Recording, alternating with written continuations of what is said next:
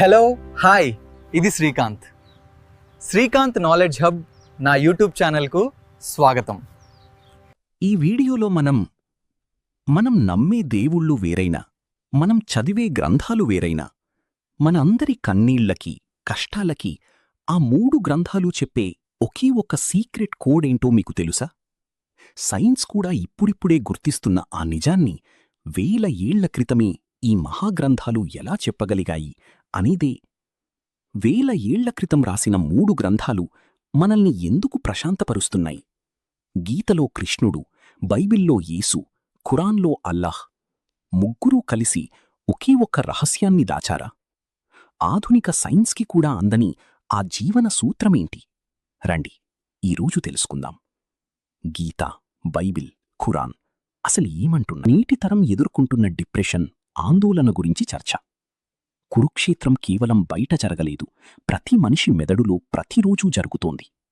అర్జునుని విషాదయోగం అంటే క్లినికల్ డిప్రెషన్కు అద్దం పట్టినట్టు ఉంటుందని వివరించడం జరిగింది. భగవద్గీతలో స్థితప్రజ్ఞత గురించి లోతైన చర్చ.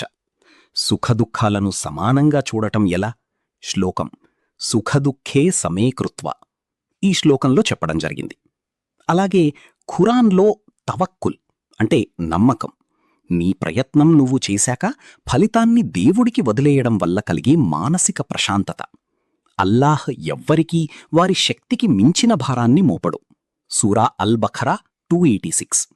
అలాగే బైబిల్ కూడా శాంతిని మీకు అనుగ్రహించి వెళ్ళుచున్నాను, మీ హృదయమును కలవరపడనీయకుడి. యోహాను 14:27. దైవిక శాంతి అనేది లోకమిచ్చేది కాదు, అది లోపలి నుండి వస్తుందని చెప్పడం. ఈ 3 గ్రంథాలు కూడా వర్తమానంలో జీవించడం అంటే లివింగ్ ఇన్ ద ప్రెజెంట్ గురించి మాట్లాడుతున్నాయి. దీన్నే నేటి సైకాలజిస్టులు ఫ్లో స్టేట్ అని పిలుస్తున్నారు. న్యూరోప్లాస్టిసిటీ గురించి చర్చ. మనం పదే పదే ఈ గ్రంథాలలోని పాజిటివ్ విషయాలను ధ్యానించడం వల్ల మన మెదడులోని వైరింగ్ మారి భయం పోయి ధైర్యం ఎలా వస్తుందో సైంటిఫిక్గా వివరించాం. క్షమ, ప్రేమ అండ్ కర్మ వీటి గురించి కూడా ఈ గ్రంథాలలో వివరించబడింది. The ego trap. మనుషుల మధ్య గొడవలకు ప్రధాన కారణం అహంకారం. ఈ అహాన్ని ఈ 3 గ్రంథాలు ఎలా తుంచేస్తాయో చెప్పాలి. అంటే బైబిల్లో మంచి సమరయుడు, గుడ్ సమారిటన్ కథ ద్వారా నీ కులం, మతం కాకపోయినా ఆపదలో ఉన్నవాడే నీ పొరుగువాడు అని వివరించడం. శత్రువును ప్రేమించడం అనే కాన్సెప్ట్ ప్రపంచంలోనే అతిపెద్ద సైకలాజికల్ హీలింగ్ అని చెప్పడం జరిగింది.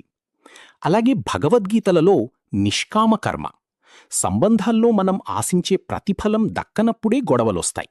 కేవలం ప్రేమించడం నీ బాధ్యత, తిరిగి ఆశించడం నీ బంధనం కృష్ణుడు చెప్పాడు. అలాగే ఖురాన్లో కూడా జకాత్, దానం. నీ ఆస్తిలో పేదవాడికి హక్కుంది. ఇది కేవలం దానం కాదు, నీ సంపదను శుద్ధి చేయడం. దీనివల్ల సమాజంలో అసమానతలు ఎలా తగ్గుతాయో చర్చ జరిగింది. క్షమించడం వల్ల మెదడులో కార్టిసోల్, స్ట్రెస్ హార్మోన్ తగ్గి గుండె ఆరోగ్యం మెరుగుపడుతుందని సైన్స్ చెబుతోంది. ఈ గ్రంథాలు మనల్ని క్షమించమని చెప్పింది కేవలం ఎదుటివారి కోసం కాదు, మన ఆరోగ్యం కోసం కూడా. మిర్రర్ న్యూరాన్స్ గురించి వివరించండి. మనం ఎదుటివారిని క్షమించినప్పుడు మన మెదడులో ఆక్సిటోసిన్ విడుదలవుతుంది. అంటే మనం ఎదుటివారికి మేలు చేస్తే అది మనకీ మేలు చేసినట్టు. ఈ విషయాన్ని గ్రంథాలు ప్రేమ అని పిలిచాయి. జీవన గమ్యం, మరణం తర్వాత ఏమిటి జరుగుతుంది కూడా వివరించడం జరిగింది. The mystery of death. చావు అంటే భయం లేని మనిషి లేడు. కానీ ఈ గ్రంథాలు చావును ఒక ఉత్సవంలా లేదా ఒక ప్రయాణంలా ఎలా చూపిస్తాయో చర్చ. ఖురాన్లలో ఈ ప్రపంచం కేవలం తాత్కాలిక వినోదం, అసలైన జీవితం పరలోకంలోనే మొదలవుతుంది. ఇక్కడ మనం చేసే ప్రతి పనికి అక్కడ మీజాన్, త్రాసులో తూకం వేయబడుతుంది అని వివరించడం జరిగింది. అలాగే భగవద్గీతలలో పునర్జన్మ మరియు మోక్షం. ఆత్మ ఒక పాత చుక్కాను వదిలి కొత్త చుక్కా వేసుకున్నట్టు శరీరాన్ని మారుస్తుంది, వాసాంసి జీర్ణాన్ని. దీనివల్ల మరణం పట్ల భయం పోయి ధర్మం పట్ల గౌరవం పెరుగుతుంది అని గీతలో కృష్ణుడు చెప్పారు. అలాగే బైబిల్లో కూడా నిత్యజీవం. యేసును నమ్మినవాడు మరణించినా జీవిస్తాడు.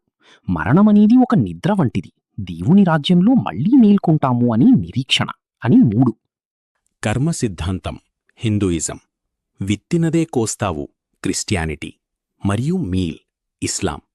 ఈ మూడూ కూడా నువ్వు సమాజానికి ఏమి ఇస్తావో అదే నీకు తిరిగి వస్తుంది అనే లా ఆఫ్ రెసిప్రాసిటీని బోధిస్తున్నాయి. సైన్స్ ప్రకారం ఏమిటంటే క్వాంటం ఫిజిక్స్లోని ఎనర్జీ కన్జర్వేషన్, శక్తి నశించదు సిద్ధాంతాన్ని ఆత్మ నిత్యత్వం అనే కాన్సెప్టుతో పోల్చి చెప్పడం జరిగింది. సౌండ్ ఫ్రీక్వెన్సీ, సంస్కృత శ్లోకాలు, అరబిక్ తిలావత్ మరియు బైబిల్ కీర్తనలు పఠించేటప్పుడు వెలువడే శబ్ద తరంగాలు మెదడులోని ఆల్ఫా వేవ్స్ని ప్రేరేపిస్తాయి. ఉపవాసం, ముస్లింల రంజాన్, హిందువుల ఏకాదశి, క్రైస్తవుల లెంట్, ఈ మూడింటి వెనుక ఉన్న సైంటిఫిక్ రీజన్ ఆటోఫాగి, శరీరం తనలోని వ్యర్థాలను తనే తినేయడం. ఇది క్యాన్సర్ కణాలను చంపుతుంది. నమస్కారం, సజ్దా, ప్రార్థన, ఈ భంగిమలన్నీ మనలోని అహాన్ని తగ్గించి భూమికి దగ్గరగా ఉంచి రక్త ప్రసరణను మెరుగుపరుస్తాయి. ఇవన్నీ విన్న తర్వాత చివరిగా చెప్పాలంటే మతాలు వేరైనా మానవత్వం ఒక్కటి.